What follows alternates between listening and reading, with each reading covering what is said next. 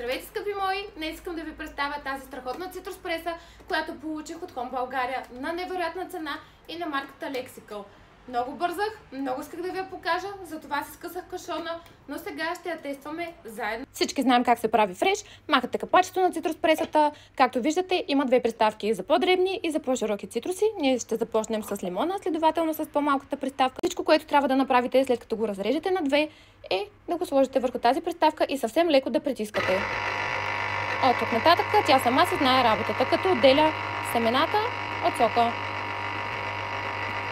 Цитрус пресата също така е лесна и за разглобяване, и за сглобяване. Махате приставките, слагате ги в мивката, махате следващата приставка, която обира семките, завъртате леко каничката и я вадите и вашият фреш е готов. Така че не се колебайте, а поръчайте от Home България.